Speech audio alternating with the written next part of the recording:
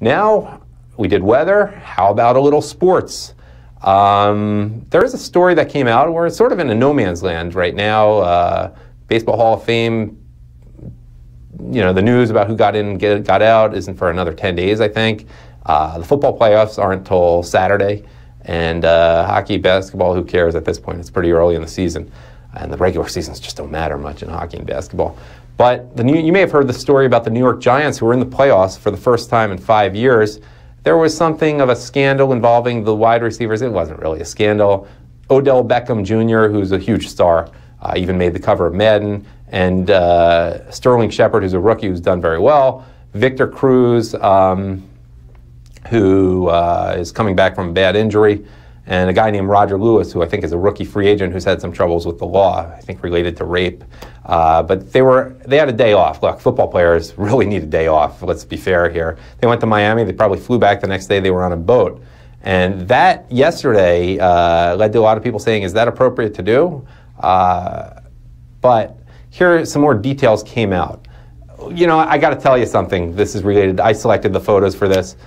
I'm from Philadelphia, and I'm going to admit I have a big bias against the New York Giants, as for that matter, against the Dallas Cowboys and Washington Redskins. So I'm just going to put that out there to be full disclosure. But here's something I would like to think the Philadelphia Eagles would never do. When they were in Miami, they hung out with Justin Bieber. Enough said. I mean, really? You're playing a football game against the Green Bay Packers, who, you know, they're like real football. That's your playoff opponent. You know, imagine how that went over in Green Bay. Someone named Trey Songz I've never heard of. But here's another problem. They hung out with Johnny Manziel. I mean, when you're thinking about winning, Johnny Manziel, this is a guy who's had problems, who blew a Heisman Trophy and a great college career to party more.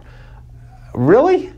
By the way, there's a couple good videos related to two subjects I've meant about on a channel I like called Hands Up Cam Newton. It's a YouTube channel. Very funny, twisted, football and other things related. You may just want to Google top 10 character issue bargains, and also Johnny Manziel, Tough Love from a Black Man. I think I got the titles right. They're just worth seeing. But, you know, it's questionable. Why are you doing this? Because, well, let me give you a... There's a woman, I think she's at the Boston Herald, Meredith Gorman. She covers sports. I think great deal right now. She covers the New England Patriots, who are the favorite to win the Super Bowl.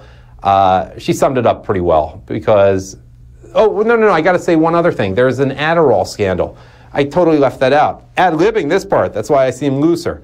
This came out today that there was on the video, you saw part of a picture that was part of a video that Odell Beckham tweeted out. He's looking very relaxed. But people were passing out joints and Adderall at this thing. So, you know, what's going to happen if they win? They're going to be blamed. It's going to be considered a little awkward if they win or if they lose. And let me just give you this tweet from Meredith Gorman, who's probably appearing there on screen right now. And I think her Twitter hashtag is Mer Gorman, or is it Mera Gorman, MEREGORMAN. But she summed it up well. And this opens up a whole social media can of worms here. She wrote, if the Giants lose, she wrote, if the Giants lose, we all know the blame is going straight to those players. Should the blame be on them?